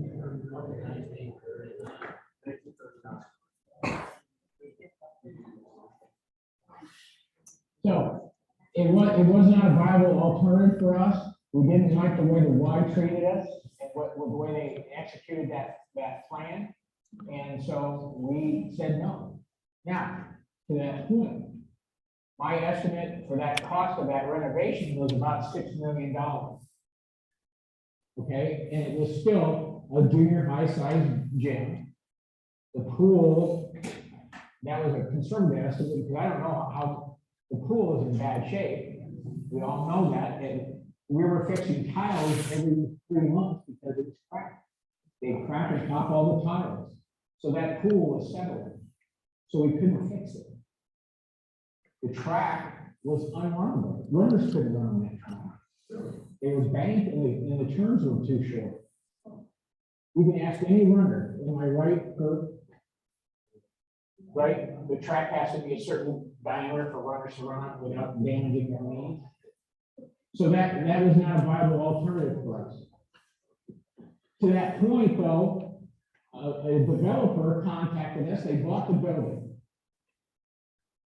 Okay, they contacted us and they said, hey, we'll put the money in it and we'll lease it to you. Great. We thought it was a great idea. And I was all excited about this. I thought, my work is over. They're going to do this. They came back with a $6 million estimate on that building, not doing the basement, just the upper levels. Okay, their lease agreement was almost twice what we were paying the Y, and didn't take into consideration operational costs. Okay, so it wasn't viable. We ran the numbers. I ran all those numbers, the same numbers we were running here. Same thing, couldn't make it work. Couldn't make it work. We looked at the development. I designed the building to see if we could renovate that building. And we probably could have got that done until the third fire. But that building, I worked in that, you guys probably know I worked in that for putting together that auction for that facility. There's no way we could have got that smell out. It was full. So the building had to come down. It is what it is. We explored every viable possibility. Okay. Even the one out on Marshall, Lynn, right? Even that. We looked at that. But this is the anchor for downtown. This is what we're trying to do. We're trying to revitalize downtown. I don't know what else to do than to put an anchor flagship store or facility like this downtown and get everybody to come back. It's centrally located. It's not that far away from where the old original Y was. part of the, when we proposed a facility out on Marshall, by Childcare Junction, Breakfast Center, do you know how much what kind of flack I got for going out south? Everything's going out south. Why are you going out south? What about downtown? Don't you care about downtown? So now we care about downtown. Everyone goes south. Everybody else, everybody can go south, that's fine, I get it. But we're trying to save downtown. This is the anchor ship for downtown. Another reason I didn't want to go south, if we went south and built that facility, I was less than 5,000 feet away from the stern shop. 5,000 feet, 4,000 feet away from Anytime Fitness. I didn't either. Didn't want to do it. I don't know what else to tell you. We explored every possibility. I don't know how many times I've designed this building to see if it would fit. Every single one.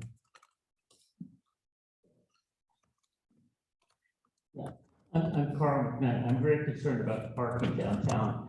Out of those 100 spots that you mentioned, there's probably at least once or twice a day when those spots are completely full. Okay. If we bring extra parking downtown, I think, and the reason people go out south is because of parking. And parking is why we don't have downtown right now. It's all of the parking. I think that Roosters, I think that the Dutch Oven, Jody's Boutique, I think you're gonna find those storefronts empty if we don't have parking downtown. And I think it's gonna reverse on you. You're gonna have all the parking you need, but these struggling, the people that are paying taxes that own property downtown are gonna have to move south to replace the parking that this place is gonna take.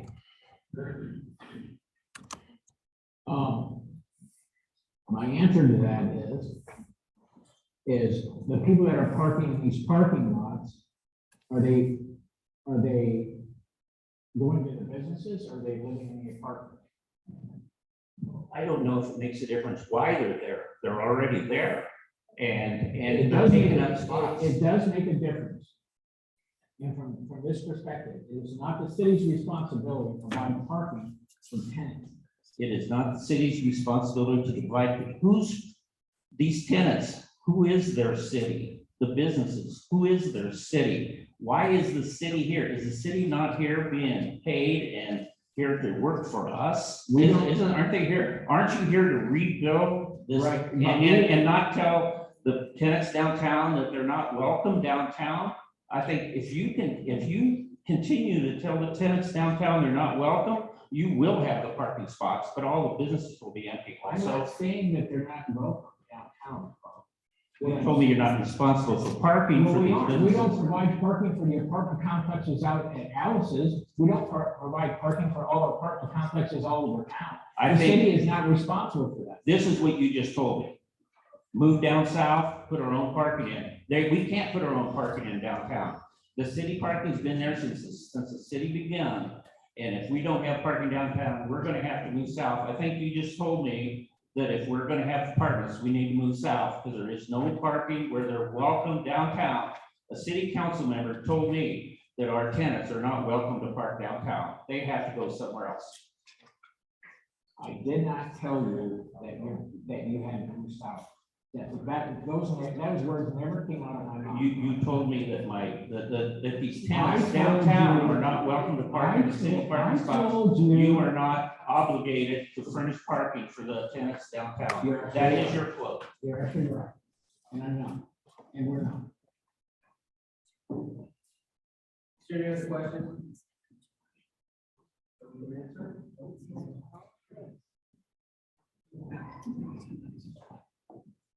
I'm sorry, I have to respond to Mr. McKnight. You said that they're all full all the time. I've never gone downtown and not been able to find a parking place.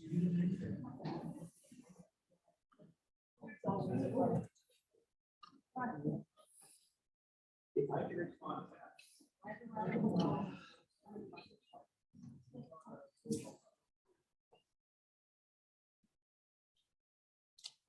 I was in a store downtown on the corner of Sixth Street.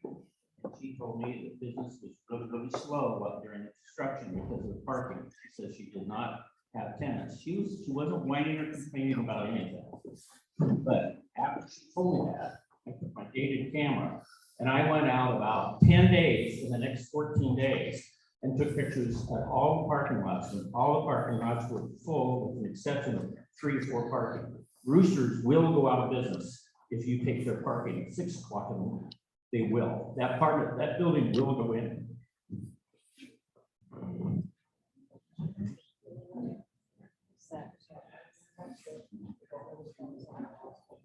Any other questions?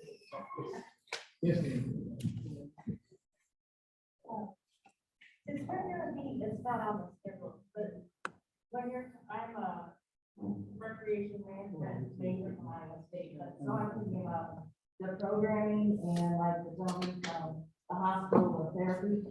When are you gonna kind of coordinate what the facility can do with the programs that will be in this? I guess that's kind of where. Well, we're hoping that. The money's here. We're hoping that the facility director will handle that in conjunction with the recommendations from the committee. But we'll sit down after the bond issue's passed and hammer out those details. So you're gonna decide a lot of that after the facility's built? Okay. Yeah, if you're majoring in that, you know how much legwork there is. Well, to do. the reason I'm asking is like with the ADA and with therapy and that type of stuff, that's stuff that you kind of gotta have with when the facility's being built as far as the handicap. And to Tony's point, we would welcome that relationship with them. For therapy, like we had before. Absolutely. Good. Is there kind of a time frame for that though, as far as when that's? We have, once the bond issue is passed, we have about a year. By the time that we go to drawings, go to construction, get through that process, get through the bidding process before we stick a shovel in the ground.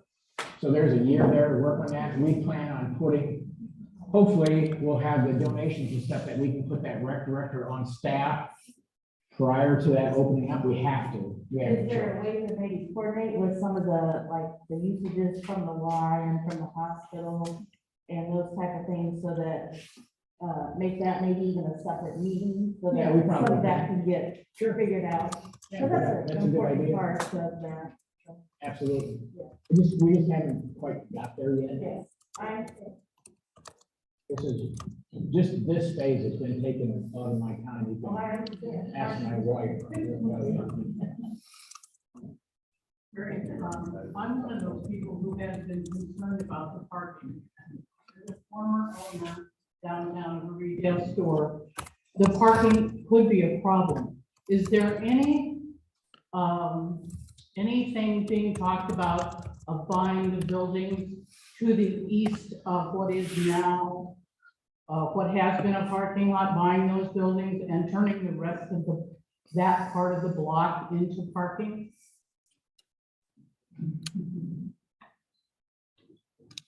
That's a darn good idea.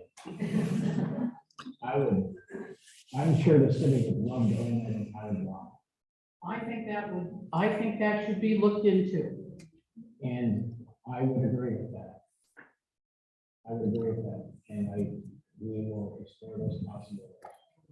The fact of the matter is, if you go down to the Forte parking lot, the parking lot around Forte, it sits empty. Yes, it does most of the time. Most of the time it's empty. I have never seen any cars in there other than the garage that was parking vehicles and When stuff. the historical society has something, that's right. Right. So, I don't think, I think between that and potentially down there at family video work. You go downtown, you can't find a spot, you have to come around and find. Yeah, I get that. I mean, I understand the business owners' concerns. I've talked to a couple of business owners down there. They're in favor of the center. They're just concerned about the parking, and I get it. But yes, that's a very good possibility. Kind of joking into this, but if I was the owner of that building, yes, I would love to be bought out. But look out.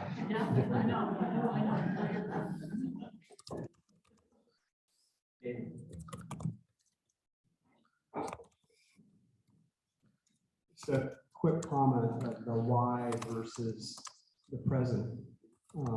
It appears to me your budget, you have put away from day one depreciation.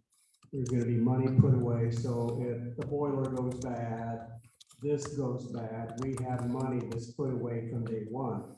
The problem with the why is there was never any money put away, and then they came to the city and said, hey, why don't you bail us out? So it's important that in this planning, we have that put away, because we don't know what the future holds. We don't know what maintenance might come up, but you have to put the money away day one, and I believe your plan has that. Yeah, the depreciation fund is built from day one, from day. Yeah, absolutely. Yeah. You're right. Well, we can go out. Everything. That's built in. Hopefully, we won't have major problems like that for a while. It's all brand new equipment. Yeah. Any other questions? We all good?